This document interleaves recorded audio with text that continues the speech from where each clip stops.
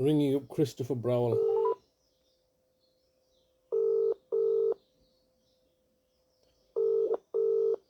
It's ringing. Surprised.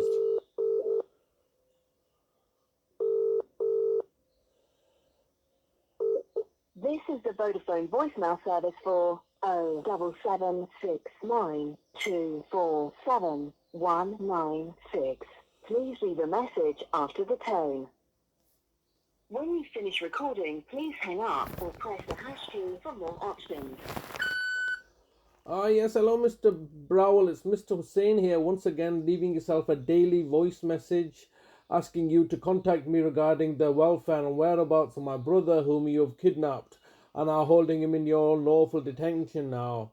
I believe this is the 66th message I'm now leaving you. 66 messages from the 31st of August when you picked up the phone, not knowing it was myself, and said, I'll get back to you. And then you never did. And I just reminding myself that this is all in the background of previous attempts where you said, oh, we're going to do something, we'll write a letter to you, we're trying to resolve this, that, and the other.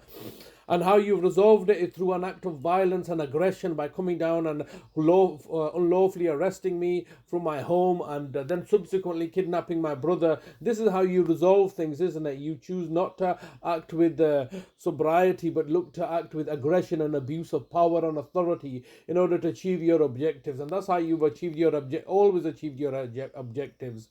That's how you achieved your objectives in my mother's case. You abused power and position and authority to kick me and my brother out of the city so you could forcibly take care of our mother, not let us see our mother for the last 334 days of her life at the height of a pandemic, and then forcibly vaccinated her and killed her off within days. And then where was the subsequent inquest? No inquest has been held. Not that that would have made any difference, considering the inquest courts also are run and operated by you. De facto standard is the same, isn't it? It's always your interest above everybody else's interest as a local authority. Your interest is overriding all other interests because you're the only one that counts in your world. Well, in our world, I'm the only one that counts in my world, and so does everybody else's. Believe that their interest is the only one that counts, and the defining factor being that there should be impartiality in the law at least, and evidently that there is no impartiality in the law. You've bought off everybody. You've bought off. That's how you operate. Yeah. And you know what is, Mr. Browell? It's evident to me that sooner or later something's gonna have to give. You cannot continue to do this and try to fool the people indefinitely. You're going to have to deal with more and more crises at a time when you're getting less and less money, and there's a cost of living crisis, and it's your responsibility, isn't it? The local authority's responsibility to take care of more and more people. It's simply going to eventually end up, it's an equation that eventually is going to end up for your failure. It's an inevitability. While you're failing, you're looking to drag me and my family down. Now, it is inconceivable that we are now at day 89 days that my brother's had his liberty deprived of him. There are clear-cut laws that could have been employed. Nothing. You just chose to look to antagonize me, come down, steal everything, steal all my mobile phones, steal my privacy, all with acting in the best interest of the client, of the vulnerable person. You're using my brother's vulnerability, and you're using my brother's weaknesses and privacy for your own personal benefit.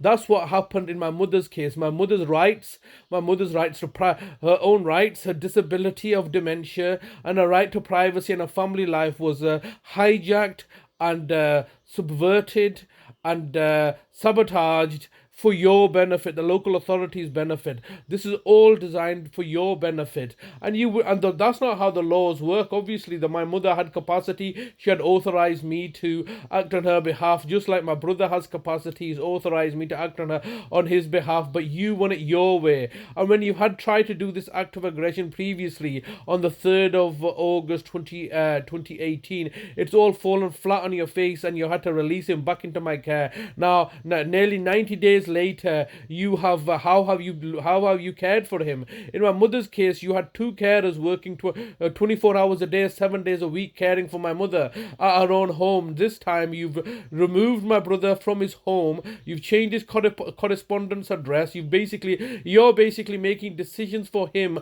as you would do so if you had if you lawfully had were acting as his health and welfare deputies, but you're not. You're not his health and welfare deputies. You have no lasting power of attorney for his health and welfare. You're making decisions, unilateral decisions, without consulting him or without consulting me. You're forcing through a capacity assessment because it now serves your agenda. The fact that you have become his financial deputies was a clear act of fraud committed by buying off the services of District Judge Beckley amongst many other judges, particularly District Judge Beckley, who was also instrumental in my mother's case of removing the lasting powers of attorney.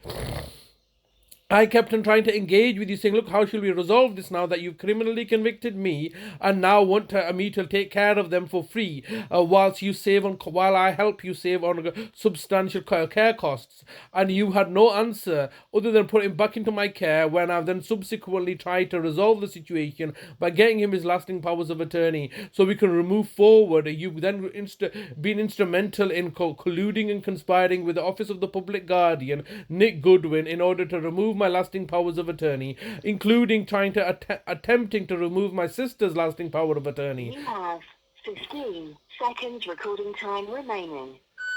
Okay, Mr. Browell, I'll look to end the call here. It's It's a Sunday, the 5th of November. I could have taken my brother out, and it's a lovely day outside. I could have taken him out. I could have taken him into bonfire night tonight, Guy Fawkes night, shown him some fireworks. What you're going to do is you've incarcerated him somewhere, depriving him of his liberty. Your recording time has expired. To leave your message, press 1. To review message, press message sent. Thank you for calling. Goodbye. So the situation presently, as it is still continuing in it, it's the 5th of November today. It's a nice sunny day outside. I should be spending this time helping Talib spend his money that you've accumulated, but what can I do? It's like 89 days later, and what their answer is that we just won't give you an answer. We won't speak to you. How is that not neglectful or negligent? What is their duty of care to me? What is their duty of care to my brother? If they had a duty of care to my brother, they've evidently been neglecting him for a number of years. All they're trying to do is just basically, they're desperate now, desperately trying to hold on to their power and authority by abusing their position of authority, acting with malevolence, acting with maligness, colluding and conspiring with my relatives and siblings in order to achieve an objective. And all it has so far resulted in is 89 days of suffering, human suffering. That's my brother Talib's suffering. How can my brother be in a situation that even if he was arrested, argument's sake, and went into prison, he would have rights protecting him. He would be able to have visitors come and see him. Nobody can be deprived of a right to family life. And here we are, 89 days later, and they're just simply refusing to tell me anything about where he is, and equally refusing to let him see his own family members. What they're trying to do is they're trying to no doubt coach my relatives Shaida, Adalat, sister Halda, alright, to act as his family. So as long as it looks right on the paperwork that he's seen his family, those are not his family. Those are his strange relatives who couldn't care less about them, about him. They couldn't even care less about my mother, never mind my brother. And they're now going to be who the council are going to liaise with. The council only wants to liaise with people and engage with people that knows that, that's not going to expose their fraud and corruption. I'm looking to expose their fraud and corruption. I'm recording everything. I'm publicizing everything. And therefore, they don't want to deal with me because I'm asking some serious and pertinent questions. Now, as a result of my public inquiry into this situation, as a result of me engaging with the authorities, look at what they've done to me, criminalized me, taken away all our money, murdered our mother, murdered our brother Nazim, and now looking to murder my brother Talib, when I'm asking them to simply engage with me, and they're like, oh no, we can't do that. And the reason that they cannot do that is because they expose their own lies and deceptions and fraud and corruption. I've documented everything. I know what they've been up to. I'm the one that sacrificed everything, and you see how their failures, they export their failures onto me and make sure that I pay the price for their failures. Why should I pay a price for their failures? And will me paying a price for their failures improve them from the competency and prevent them from future failures? They're a bunch of failures and a bunch of losers that are going to continue to make more and more spectacular failures. I'll leave it.